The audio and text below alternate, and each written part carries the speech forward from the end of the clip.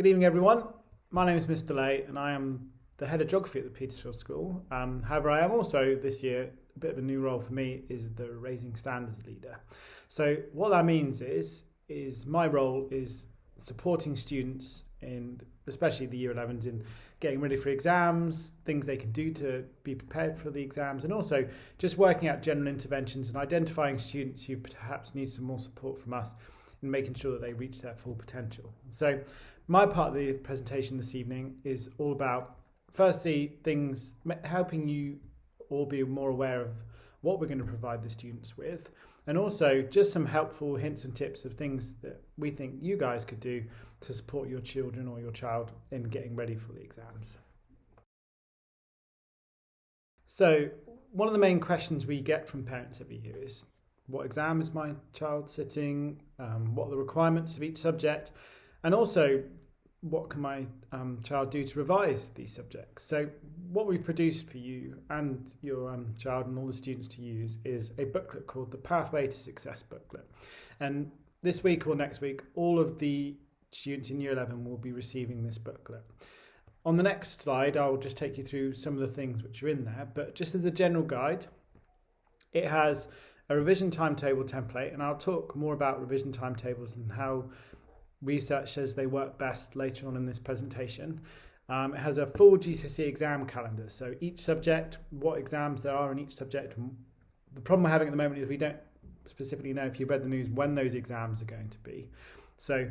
But we do know what the exams are, and there have been some adjustments this year, so it's very important that students know, and you know, and we communicate with you what these changes have been. So there have been some adaptations to different subjects. For each subject, there is a top tips for revision and things students can do to access revision, and also just general tips on revision techniques that students can use as well. So I'll talk more about that on the next slide, but that's just something to make you all aware of. Is a really important and a very helpful thing that you hopefully you'll use this year. So here we have a couple examples of subject pages from the booklet. So I've just picked out music and science, for example.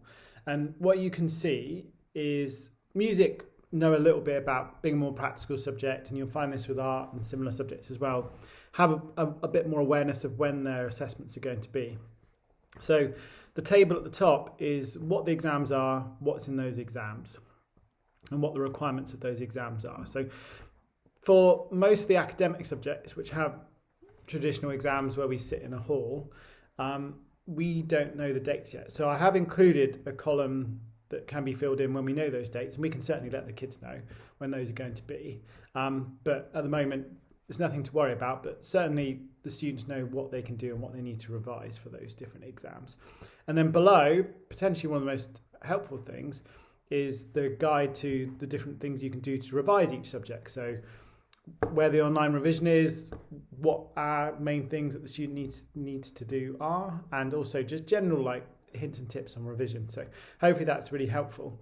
And then the page to the right, just above my head, is an example of one of the pages from the booklet about some of the general tips and revision strategies that students might find useful. So this one's about self-testing, and I have in the booklet just tried to include some QR codes to videos that explain how these strategies work and how they work best. So certainly a good idea would be to, when the booklet arrives, is to watch those videos and just potentially with your child as well, just to try and explore what works best for them and what strategies they might want to use.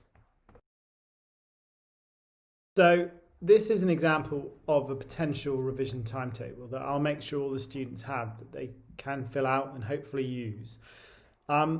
Revision timetables are difficult because we know students have other commitments, and we also know that sometimes it's really difficult for people to stick to the timetable rigidly. Certainly I remember being at school myself and trying to revise, and sometimes things get in the way and they don't happen. But the idea with revision timetables is if you stick to it most of the time, it can be really beneficial. So at the moment, what we need to think about is the recommendation from the school is about 2 hours revision a night during the week, and then certainly some on the weekend as well, but that doesn't need to go overboard, certainly not at the moment with the exams being a little ways off. And the most important thing that I recommend is homework needs to be part of this timetable. If you are doing homework at the moment in year 11, it is going to be revision, and this needs to be included. So those 2 hours are not on top of the homework that the students or they already have to do. I've included period 7 on there, and that can certainly be timetabled in because those are extra revision sessions. And what the research says is that you should only revise in 25-minute blocks. And so, for example, on Monday for your second block, you might put science, and you might do 25 minutes of science revision. What the research then says that you should do is just have a break, short 5 or 10 minute break, grab a snack, grab a drink, have a little walk around, just do something that's not revision and allow that information time to settle, and then do a 25-minute block of something different. And that's really important. It's just chunking this revision down. And what we find is that if you go over that half an hour mark, your brain just stops absorbing the information because it's too much.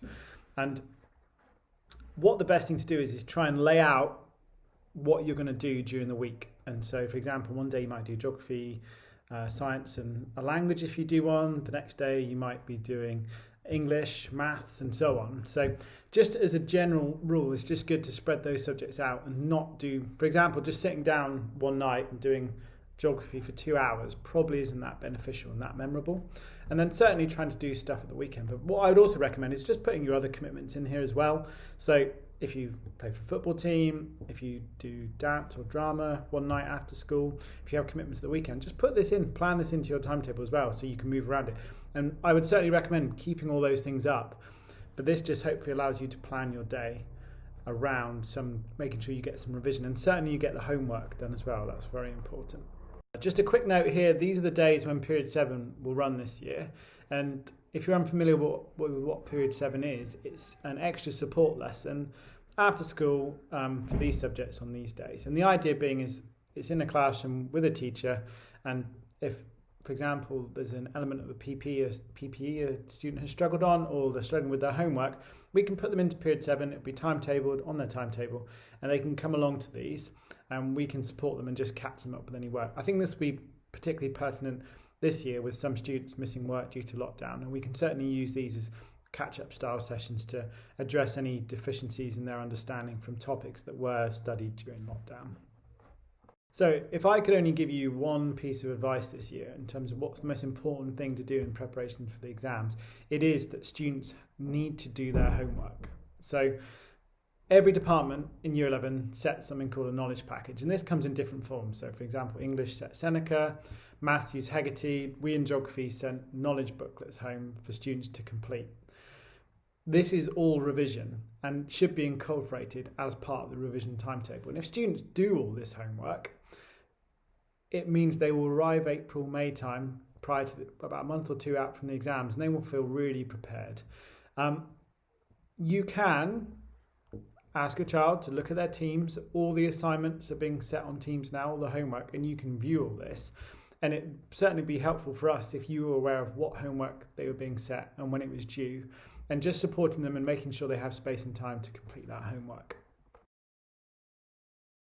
So on the slide now is just an example of something you guys can do to support your child in preparing for the exam. So one thing we do recommend, and there's an excellent video on how to make flashcards in the Pathway to Success booklet, is helping students with self-testing quizzes. So one example of this would be if they have a flashcard or a piece of work that they've created that they're trying to learn and they think they've revised, is you testing them on their knowledge. So for example here, what are the 3 key equations used for trigonometry? On the back of the flashcards they might have written out these 3 equations, and then what you can do is just test them on it. So ask them the question and just check if they've got it right. They may not get it right straight away, and that's fine. Then they can go back and revise it some more, come back to you until they've remembered. And that can be an excellent way, just as extra support you can give them with things that they are struggling on. Another really good revision tip for me is just making sure that students have access to past exam papers that they can complete at home. So these are all downloadable from TPS Portal, but also available through the exam board website. So if you just Google, for example, AQA geography exams, they are all online and you can download them and complete them. And it doesn't necessarily have to be like filling out the exam fully all the time, but it's just going through and just bullet pointing. Do I know the case study for this? Do I know the example for this? But also, nearer the time, is just timing students on questions. So, for example, in geography, it's normally about a minute a mark, or in history, they know how long it takes to complete a certain mark question. So just allowing them a timed practice to actually do those questions can be really helpful.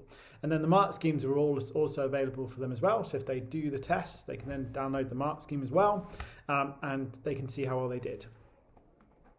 Another thing you can all do in terms of supporting your child with revision is that every Friday, Miss Beecher in Science sends home weekly Tech 5 quizzes. So these will just be 5 questions from maths, biology, English, geography or history or physics. And they are just questions relating to some of the key content that you will find in the exams. And you can just informally just quiz them on some of the key knowledge and just find out, how much they know. Are there certain things they're unsure on? And just more importantly is just if they don't know, is to just discussing with them what was the answer. And just those little triggers and those little reminders can be really beneficial in terms of actually long-term memory and remembering some of the key content for these different subjects. Then the last one is just to make sure that your student has access to a device. Could be their phone, could be a computer. And if you don't have access to a device, you let us know. There are loads of good online revision systems, so things like Seneca, Hegarty, Memrise, Tassimo, and also just general things like Bitesize. It may seem old-fashioned, but they're apps and they've updated everything for the GCSEs now are really, really good. So just making sure that you have access to the online world as well is really important.